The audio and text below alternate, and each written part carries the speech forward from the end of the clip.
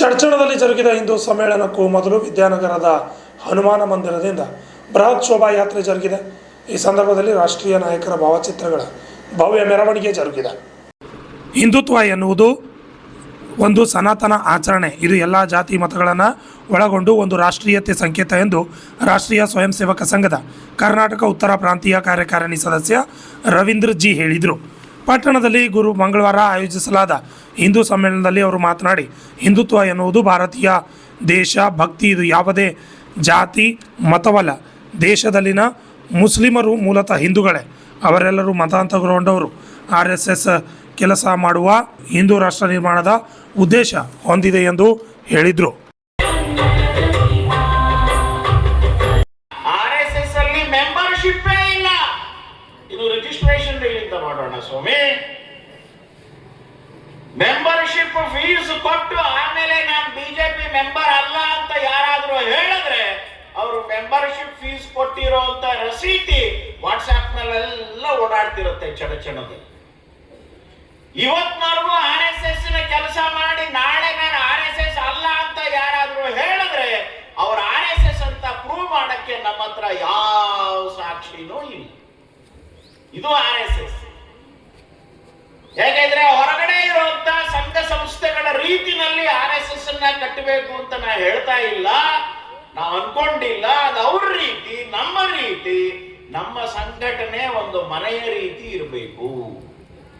ಕುಟುಂಬದಲ್ಲಿ ಮೆಂಬರ್ಶಿಪ್ ಇಲ್ಲ, ನಾವೆಲ್ಲ ಮನೆ ಮಕ್ಕಳು. ನಾವು ಇಡೀ ಜಗತ್ತೇ ಒಂದು ಮನೆ ಆಗ್ಬೇಕಾದ್ರೆ ಒಂದು ಸಣ್ಣ ಮನೆಯ ಸ್ವರೂಪ, ಅದನ್ನ ನಾವು RSS ನಲ್ಲಿ ಸಾಕಾರ ಮಾಡಬೇಕು ಅಂತ ಪ್ರಯತ್ನ ಮಾಡ್ತಾ ಇದ್ದೀವಿ. ಹಾಗಾಗಿ ಅಲ್ಲಿ ರಿಜಿಸ್ಟ್ರೇಷನ್ ಪ್ರಶ್ನೆನೇ ಬರೋದಿಲ್ಲ. RSS ನ ಕೆಲಸ ಅಂದ್ರೆ ಡಾಕ್ಟರ್ ಟ್ರೀಟ್ಮೆಂಟ್ ಇದ್ದ ಹಾಗೆ. ಜಪಾನ್ ನಲ್ಲೋ ಇಂಗ್ಲೆಂಡ್ ಅಲ್ಲೋ RSS ರೀತಿಯ ಒಂದು ಸಂಸ್ಥೆ ಹುಟ್ಟುಕೊಂಡು ದೇಶಭಕ್ತಿಯನ್ನ ಕಲಿಸ್ತಾ ಇಲ್ಲ.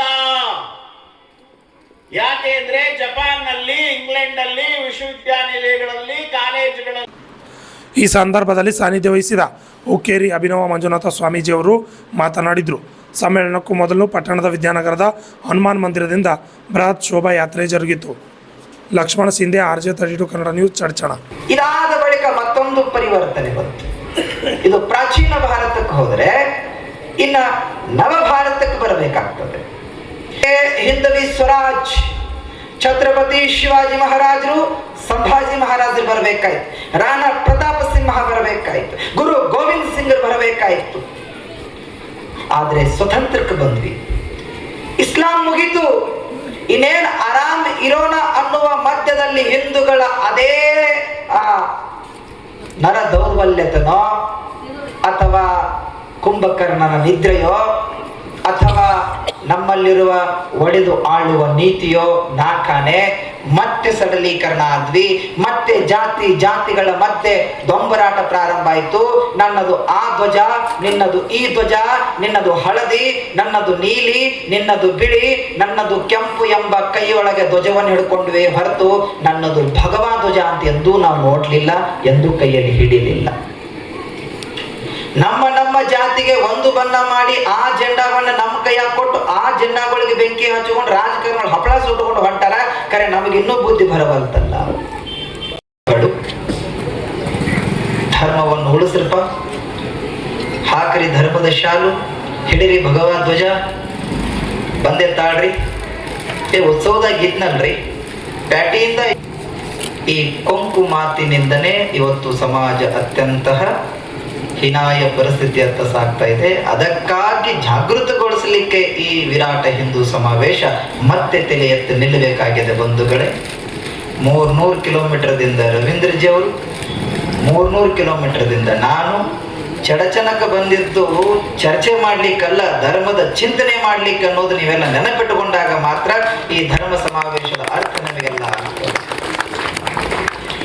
ಪರಮ ಪೂಜ್ಯರು ಅಂತಂದ್ರೆ ಆಶೀರ್ವಚನ ಹೇಳೋರು 2 ವಚನ ಹೇಳಿದ್ರೆ ನಿಮಗೂ ಬೇಸರ ಆಗ್ತದ. ಆದ್ರೆ ಅಭಿನವ ಶ್ರೀಗಳು ಪ್ರವಚನ ಹೇಳೋದಂತಂದ್ರೆ ನಿಮ್ನೆಲ್ಲ ಬಡದ ಎಬ್ಸೋ ಪ್ರವಚನ.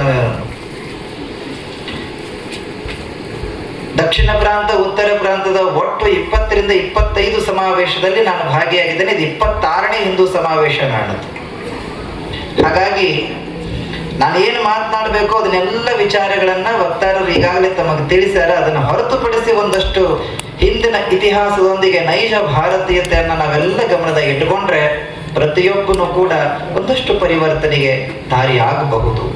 ಪಂಚ ಪರಿವರ್ತನೆಯಿಂದ ಸಮಾಜದ ಸಮತೋಲನೆ, ಪರಿವರ್ತನೆ, ಪರಿಹಾರ, ನೈಜ ಬದುಕಿನ ದಾರಿ, ಇತಿಹಾಸದ ಮೆಲನೋಟವನ್ನ ಈಗಾಗಲೇ ವಕ್ತಾರರು ತಮಗೆಲ್ಲ ತಿಳಿಸಿದ್ದಾರೆ. ಹಾಗಾಗಿ ಪುನರ್ ನಾನು ಅದೇ ವಿಷಯಕ್ಕೆ ಹೋಗಿ ತಮ್ಮ ಯಾರನ್ನೂ ಬೇಜಾರು ಮಾಡೋದಿಲ್ಲ, ನೇರವಾಗಿ ವಿಷಯಕ್ಕೆ ಇಳಿತೇನೆ. ಚಡಚಣದ ಈ ಪುಣ್ಯ ಪಟ್ಟಣದಲ್ಲಿ ನೆರವೇರ್ತಕ್ಕಂತಹ ಈ ವಿರಾಟ ಹಿಂದೂ ಸಮಾವೇಶ, ಭವ್ಯ ಶೋಭಾಯಾತ್ರೆ ಈಗಾಗಲೇ ಮುಗಿದಿದೆ. ವೇದಿಕೆಯ ಕಾರ್ಯಕ್ರಮದ ಪಾವನ ಸಾನ್ನಿಧ್ಯವನ್ನು ಕರುಣಿಸಿರ್ತಕ್ಕಂಥ ಇರುವ ಪರಮ ಪೂಜ್ಯರ ಶ್ರೀಚರಣಕ್ಕೆ ಭಕ್ತಿಪೂರ್ವ ಪ್ರಣಾಮಗಳನ್ನ ಅರ್ಪಣೆ ಮಾಡಿ, ಮಾತೋಶ್ರೀ ಅಮ್ಮನವರಲ್ಲಿ ಕೂಡ ಭಕ್ತಿಯ ಶರಣೆಂದು ಈ ಸಂಚಲನ ಸಮಿತಿ ಅಧ್ಯಕ್ಷ